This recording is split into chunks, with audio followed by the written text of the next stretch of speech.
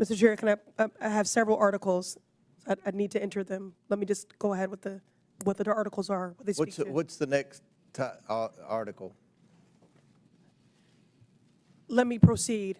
Data from Texas shows that U.S.-born Americans that is commit not- more rape Presley, and murder than immigrants. Listen, this trend of you Data all from trying to get Texas thrown out of shows committee that so you can get on US-born MSNBC Americans is going to commit end. more We're not rape. going to put up with it. This is Chair my recognizes procedural Mr. right as a Subramaniam. member of this committee You can to go. enter You documents can go with into the Mr. record. Frost and Mr. I'm Green. reclaiming my time. That's you what do you not want. Get to No. dictate Ms. Presley, how I've been I very. recite the I have articles been very for the accommodating record. to you, Mr. Subramaniam. And I Start take the particular clock. umbrage Start as a the clock. survivor No, I of don't. sexual violence. Go. I will enter into Order. the record. This is my right. Thank you. No. It is Mr. Subramaniam. Mr. Chair, No, you know the process of unanimous consent. You are not I have recognized. several articles to enter into the record. Mr. Subramaniam, if you don't go, we're going to recognize Mr. Timmons. First, let me begin by saying this. Republicans, you sound absolutely absurd. Stop calling children aliens. This intentional, the cruelty is the point, this intentional dehumanizing and persistent persecution through your rhetoric is shameful. The Biden administration's open border policies led to severe ramifications in which unaccompanied alien children were destined to be trafficked and exploited. Unaccompanied alien children, unaccompanied alien children, unaccompanied alien children, unaccompanied alien children, unaccompanied alien children. You are literally attacking children. I cannot take seriously anyone who's using othering language to bully babies and toddlers. Republicans don't want us to see the humanity of immigrants. That's why they like saying aliens and even put it in the title of the hearing. And that inhumane approach is consistent with the actions of the Department of Homeland Security. Dr. Kafari, have you heard about the DHS policy of collecting the DNA of children and storing it into the FBI criminal database, yes or no? I believe there is not a policy to do children. There absolutely is. Mr. Chair, I ask unanimous consent to enter into the record this report from July 2025 titled Raiding the Genome, how the United States government is abusing its immigration powers to amass DNA for future policing. Without objection. This policy began under Donald Trump. In his first term, he authorized DHS to begin mass DNA data collection from immigrants, including children, and hand that data over to an FBI database designed to track violent offenders. Now that he's back, Trump is taking this policy to new extremes, adding more than 250,000 people to the database in just 4 months. I'm right here. 250,000 people, okay, in 4 months. This committee recently held a hearing on genetic data, and there was bipartisan agreement that DNA is highly sensitive and its misuse is a violation of people's rights because children as young as 4 years old could not possibly consent to DNA collection. So I want to know what your office is doing about it, Dr. Kafari. We actually wrote a report. One moment, let me ask the question. Certainly. Is it the responsibility of your office to investigate abuses of civil rights and civil liberties, yes or no? Yes. Has your office ever investigated concerns about DHS agents stealing genetic information from children and uploading it to the FBI's criminal database? Not to my knowledge during my tenure. Well, for an inspector general worthy of the title, it should be a priority investigation. Do you agree? I agree that we did a report. Thank you. Thank you. You agree? I agree. Should that be we a did priority report investigation? on the matter you're discussing. For the record, I want to be clear. Do you agree that it should be a priority investigation by your office to look into agents stealing genetic information from children and uploading it to the FBI's criminal database? Yes or no? Yes or no? We Your have done the office, report let me just, that you're mentioning. let me just say this. Your office, according to Title V of the U.S. Code, Chapter 4, Section 417, This is the responsibility you are charged with to investigate abuses of civil rights and civil liberties. Children as young as 4 years old have not consented to the collection of their DNA. That is a violation of their civil rights and civil liberties. So this is not a trick question. Do you believe, given the charge and jurisdiction of your office, that this should be a priority investigation as their rights have been violated? Unless the adult consented on the child. Yes or no? Yes or no, Dr. Kafari? We just got done writing a report On what? on the DNA collection within the Department of Homeland I Security. thought you said you weren't even aware that it was a policy. I'm very confused. There's not a policy. Dr. Kafari, I'm not gonna, play these games here because we're talking about children, so I don't wanna circle the drain. But this should be a priority investigation because we have children whose civil rights have been violated with the collection of their DNA. This administration is turning childhood trauma into a permanent record. Republicans on this committee, you claim to be focused on protecting children, yet you're ignoring actual threats to their safety. You traumatize children with the threat of disappearing their parents. You traumatize children by disappearing their parents. You traumatize children by collecting their DNA without their consent and criminalizing them. You traumatize children by denying them food when they're hungry. You traumatize children by denying them essential health care, which is their human right. You traumatize them so much that they're afraid to show up to school, afraid to show up to church, afraid to go to doctor's appointments. Mr. Chair, I ask unanimous consent to enter into the record this July 2025 article from the Boston Globe titled, "I Want Daddy," as ICE detains parents and children. Without objection, the gentlelady's time has expired. Ms. Stop Mason is using children as recognized pawns. This is the for real 5 child minutes abuse. for questions. Thank Thank you, I Mr. yield. Chairman. I appreciate the passion this afternoon. Congress has a duty to ensure that government operates efficiently, effectively, and in the public interest. For any elected official, constituent services are our bread and butter. I know long before I was an elected official, I worked as a constituent services advocate, a Social Security liaison, advocating for our most vulnerable. If your grandfather can't get an appointment at the VA, or if your mom is stuck on hold with the Social Security Administration for hours, you should be angry, and we should be fixing it. But instead of fixing it, the Trump administration has turned over the keys to an unelected billionaire, Elon Musk, through the so-called Department of Government Efficiency, or DOGE. Mr. Dodaro, can you define, just so we're operating with the same understanding and comprehension here, can you define government efficiency? Well, efficiency is getting the best possible outcome with the least amount of resources. Right. It's not about slashing budgets for the sake of headlines while weakening the very services that keep people safe, fed, and housed. True efficiency is about making government work better for the people, protecting their rights, strengthening essential services, and ensuring tax dollars go to the public good, not private profits. By that standard, DOGE isn't here to serve anyone other than Elon Musk. But let's take a step back. History is important. Mr. Dodaro, do you know how the term DOGE came about? Not particularly. Well, it came from an internet meme featuring a Shiba Inu dog that went viral on Reddit. And that meme led to the creation of Dogecoin, a joke cryptocurrency. Eventually, it caught the attention of none other than Elon Musk. In 2019, more than 5 years ago, Elon Musk started tweeting about Doge, making jokes and using the cryptocurrency for profit. He was not interested in government efficiency. He only cared about making money.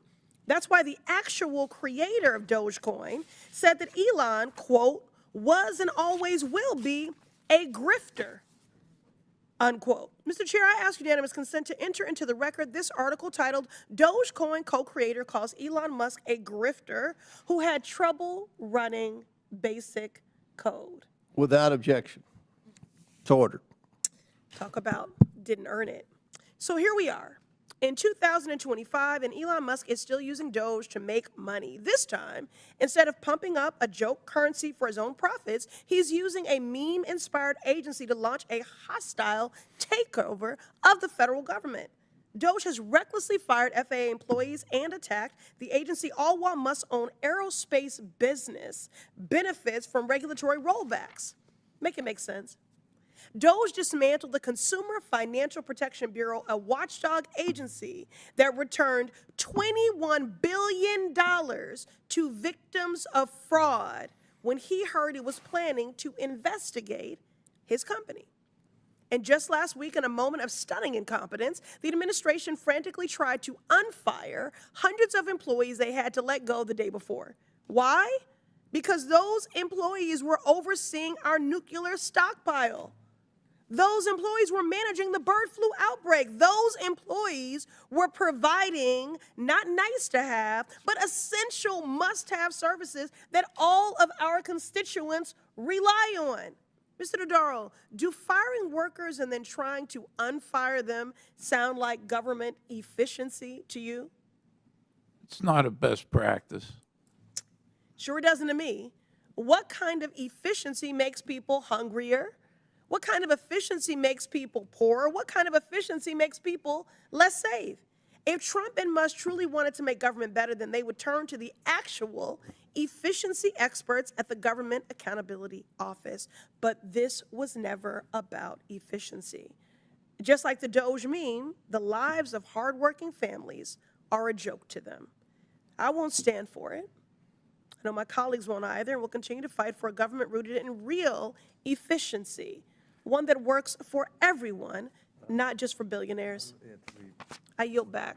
What we are witnessing from occupant Trump, his administration, and Republicans writ large is not governance. It is a targeted, dangerous assault on the independence of our nonprofit organizations. We've seen these attacks take many forms, perhaps most visibly in my own district, the Massachusetts 7th, as the administration continues its unlawful campaign against Harvard University. Trump has threatened to revoke Harvard's tax-exempt status, freeze billions in federal funding for scientific research to save lives, might I add, and publicly vilify students and faculty, all part and parcel of his attacks on education. But let me make it plain. This isn't just about Harvard, and it's definitely not about government efficiency, the name of this subcommittee. This is about Trump and Republicans punishing people who disagree with them. It is about attacking nonprofits of all sizes that serve the vulnerable and marginalized and stand in the gap for our communities. It's about trying to intimidate every charity and nonprofit in this country and spark a fear that if you speak up, if you do something the Republicans don't like, you could be next. A hospital that provides abortion care, a local food pantry that feeds immigrants, or an advocacy group that fights for civil rights. Donald Trump is weaponizing our tax laws to attack nonprofits at the same time he is pushing for tax cuts for Elon Musk and billionaires. Ms. Yentel, can the president or executive branch legally revoke a nonprofit's tax-exempt status simply because it disagrees with that organization's lawful speech or mission? They can't. The statute is very clear that that is illegal. Thank you. Republicans think the answer is yes, but that would mean every nonprofit in America is just one tweet away from being targeted by the federal government. I'm proud that in the Massachusetts 7th, community-based organizations are speaking up and fighting back against Republican attacks, and I know they are doing it at risk of serious threat. Ms. Yentel, can you make plain what are the consequences to charities and nonprofits losing tax-exempt status? Well, tax-exempt status is given to nonprofit organizations that do essential work to meet needs in their local communities in exchange for significant transparency and accountability.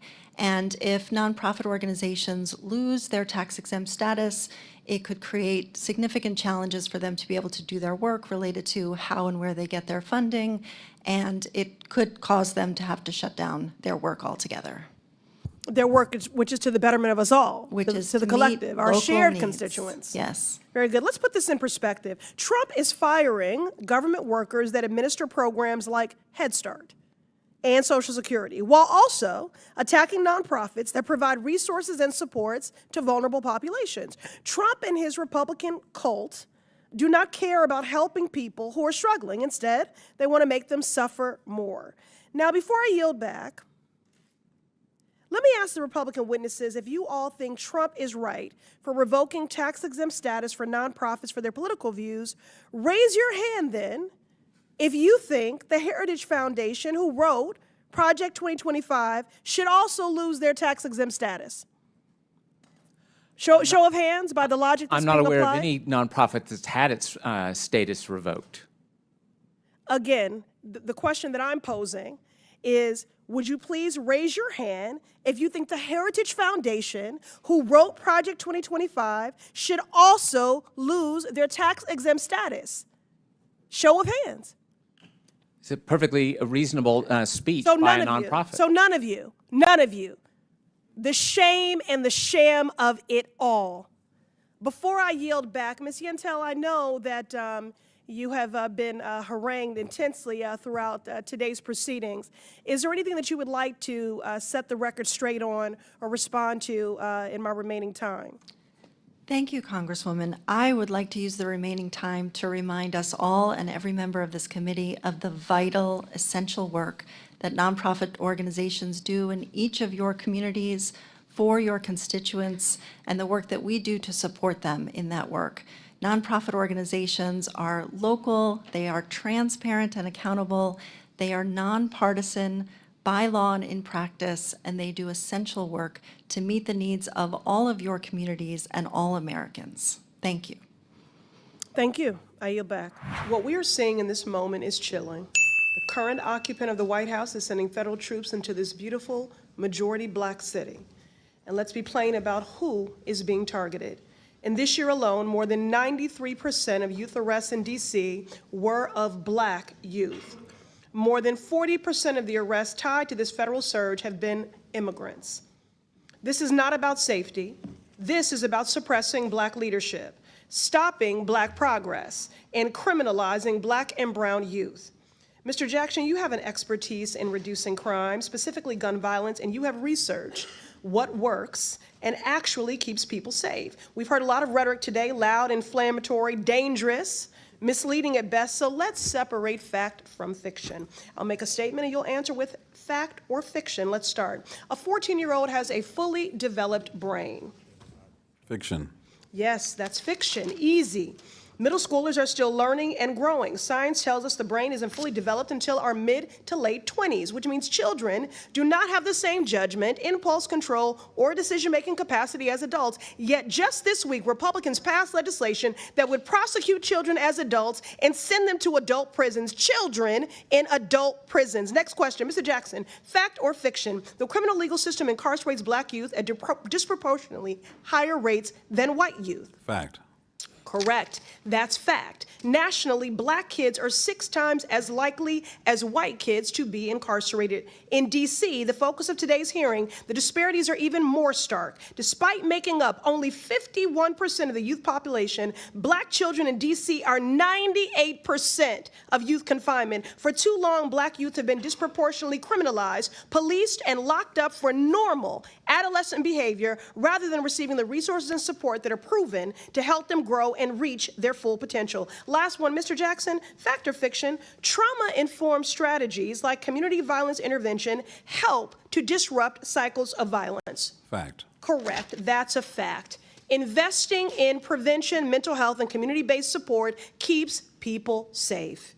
These are real, sustainable solutions. In the Massachusetts 7th, which I represent, cities like Boston, which Trump has threatened to attack next, are partnering with organizations like the Louis D. Brown Peace Institute to make these investments and are seeing historic lows in crime as a result. If Republicans were actually serious about reducing crime, they would follow that example, but they are so unserious.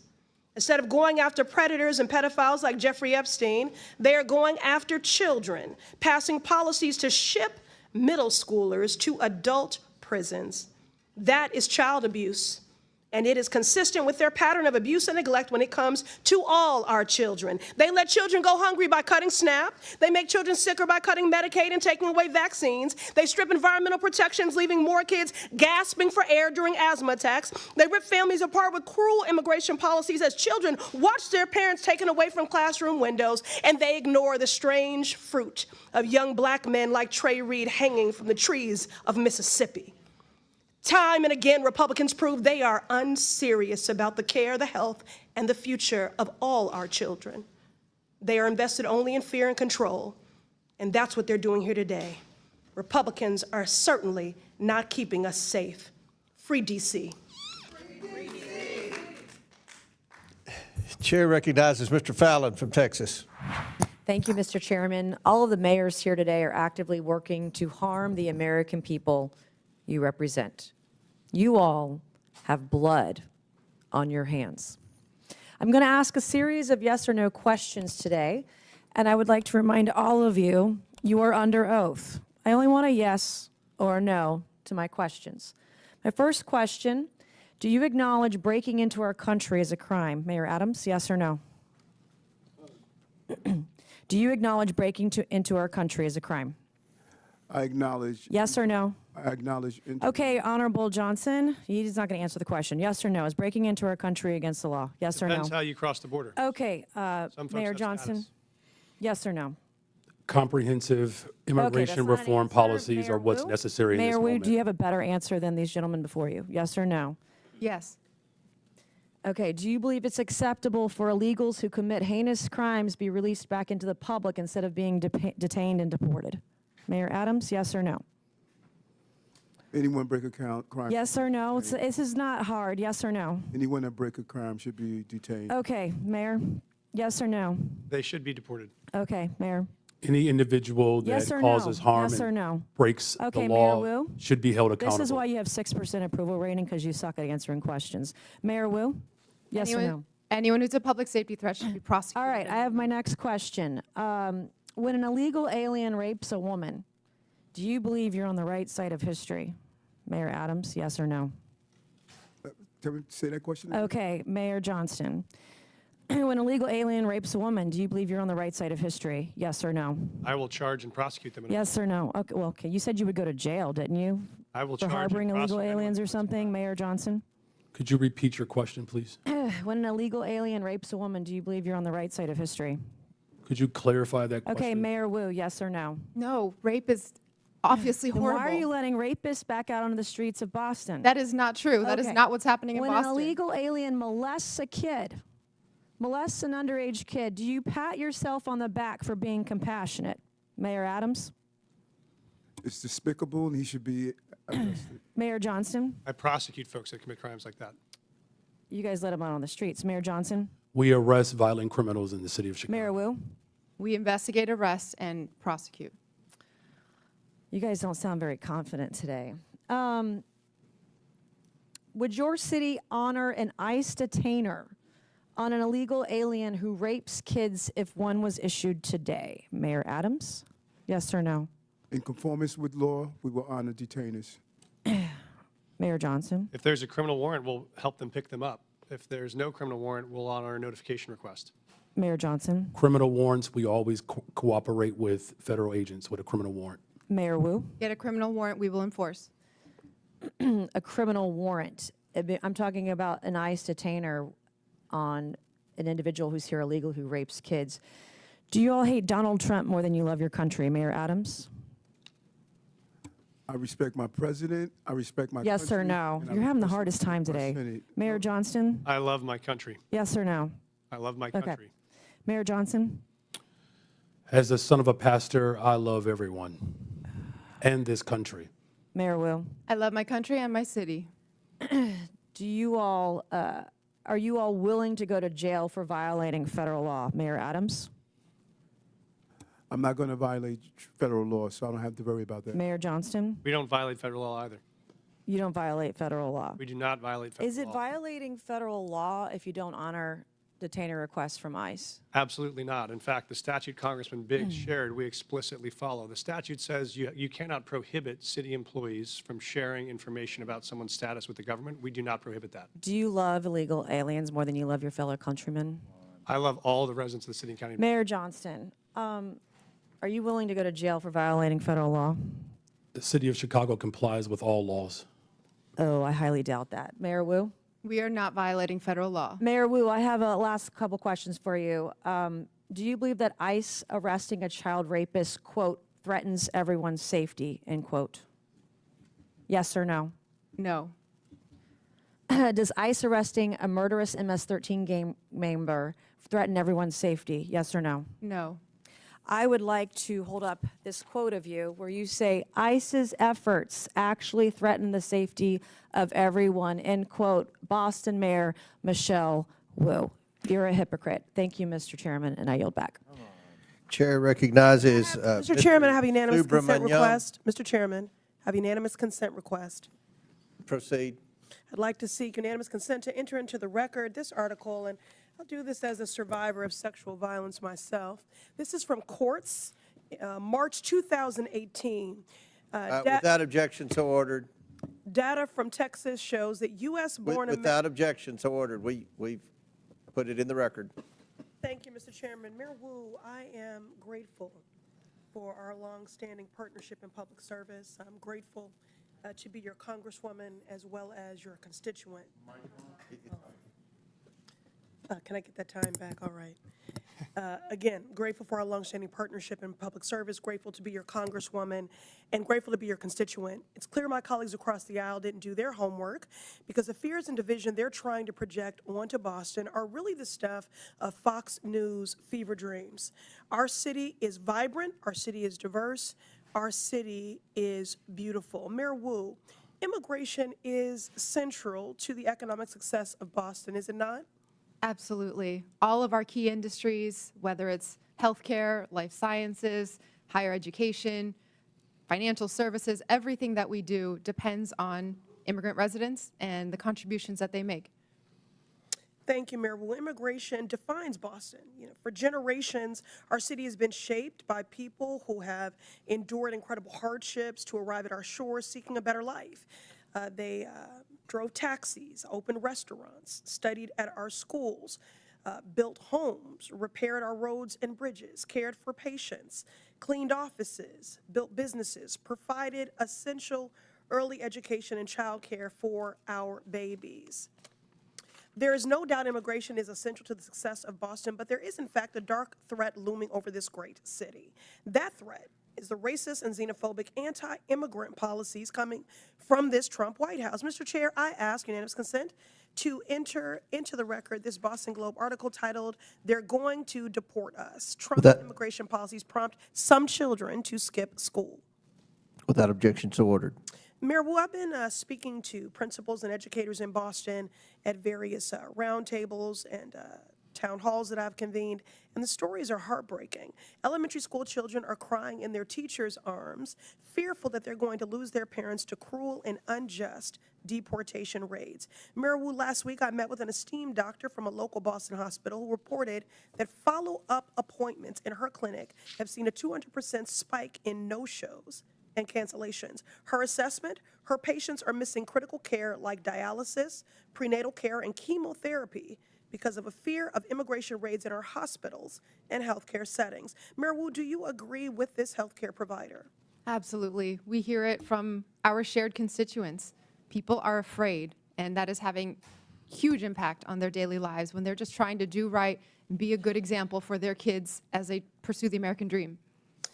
Mr. Chair, I ask unanimous consent to enter into the record this article titled, "Fearful Amid ICE Crackdown, Some Immigrants Are Skipping Healthcare." Without objection, so ordered. So here we have a man who thinks he is king, screaming anti-immigrant slurs from the Oval Office and what it has done to make Boston safer. Nothing, not a thing. But it has traumatized our kids, cost our elders their dialysis, delayed cancer patients' chemotherapy, and struck fear into the heart of hardworking people who not only contribute immensely to our city and our community, but whose labor and contributions are also essential to the very functions of daily life in our great city. The members of this committee would be well served by learning from our esteemed mayor, but a teach-in is not the charge of this committee. Remind my colleagues, this committee's purpose is oversight. The only person who has something to answer for is Donald Trump. He is single-handedly decimating decades of economic progress, vilifying our immigrant neighbors, and disregarding the Constitution and basic decency daily. This man points to our most vulnerable, scapegoats them for every hardship, while he himself is actually the source of the hardship that the American people are experiencing. My colleagues don't really care about criminality. If you really cared about criminality, you would do something about Elon Musk's power grab, stealing our data. You would do something about efforts to defund the National Institutes of Health cancer research. If you really cared about criminality, you would do something about people that want to rob our babies of food. Make it make sense. My Republican colleagues across the aisle believe a 6-year-old from El Salvador who wants to go to school and a mom who fled violence in Haiti are the reason that the cost of eggs are too damn high. And your housing and gas will follow suit surely because of these Donald Trump tariffs. The shameful Republican ripoff slashing away at basic government services to line the pockets of Donald Trump's buddies so they can buy toy yachts and rocket ships. It is a shame and a sham. America has a problem, and it is Donald Trump. And if my colleagues really cared about criminality, they would do something about him. I'm grateful that the people of Boston and my mayor stand with their neighbors from every walk of life. I yield back.